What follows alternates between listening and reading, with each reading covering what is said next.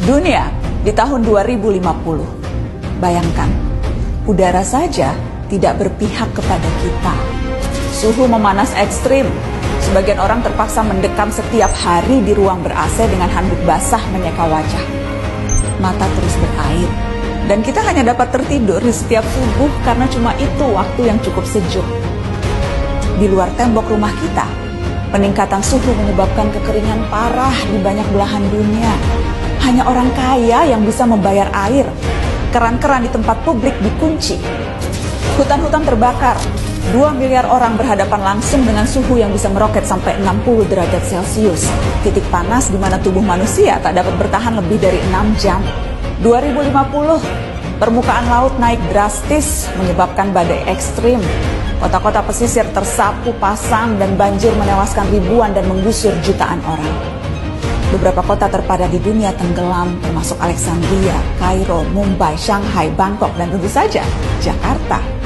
Orang-orang harus mengungsi ke tempat yang lebih tinggi. Setiap hari kita akan melihat foto rombongan keluarga mengarungi banjir. Yang agak beruntung bisa tetap tinggal di rumah dengan air hingga mata kaki. Seperti Jakarta di tiap musim banjir, tapi ini di seluruh dunia. 2050. Pandemi bukan hanya varian COVID. Perubahan suhu, banjir, urbanisasi, dan pergerakan populasi manusia mengakibatkan penyebaran penyakit. Setengah dari populasi dunia beresiko tertular malaria atau demam berdarah. Wabah baru bisa melampaui angka kematian penyakit jantung, menciptakan krisis perawatan kesehatan. Perusahaan asuransi pun menolak melayani. Apa yang kita lalui 2 tahun kemarin, tampak tak ada apa-apanya.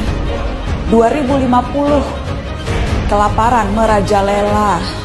Populasi dunia meningkat sampai 9 miliar jiwa, walau tingkat kesuburan manusia menurun. Terlalu banyak mulut harus diberi makan, sementara dunia kekurangan air dan lahan yang bisa digarap. Bahan makanan akan semakin mahal, jumlah orang kurang gizi di dunia pun terus meningkat. Sementara bantuan logistik, kalaupun ada, pasti tiba terlambat karena terhambat bencana di mana-mana. 2050, hubungan internasional tak lagi akur. Setiap negara menjadi egois dan saling curiga. Perdagangan global macet karena negara-negara berhenti mengekspor dan memilih mempertahankan sumber daya mereka sendiri. Padahal jutaan orang butuh bermigrasi. Tapi banyak negara lockdown dan menjaga perbatasan dengan tentara. Sedikit kesalahpahaman akan menciptakan perang. Dan seperti biasanya, netizen lalu memperuncing keadaan dengan memenuhi media sosial dengan teori konspirasi dan video-video propaganda. Teman-teman, meski terdengar seperti naskah disaster movie, itu tadi tidak mengada-ngada, menghayal atau menakut-nakuti. Semua gambaran itu berbasis pada penelitian dan data-data saintifik. Hitungan skenario 2030, 2050, 2100 per tahun semuanya ada. Isu ini bahkan telah mempertemukan para pemimpin dunia, tak terkecuali Indonesia.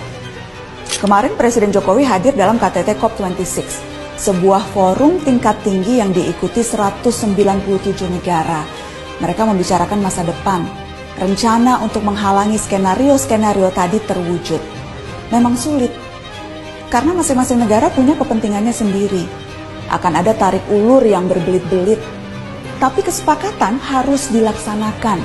Dunia harus melakukan pengurangan karbon secara progresif, mencapai target 0 emisi segera.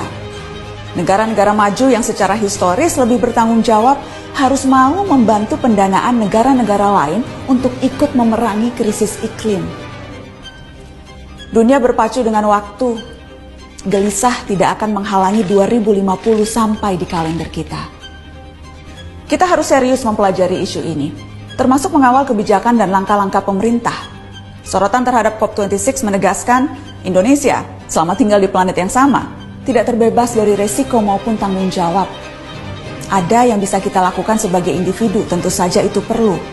Namun rangkaian kebijakan negara yang berdampak signifikan, itu yang paling kita butuhkan, segera. Kita tak bisa memilih planet, tapi masa depan bisa.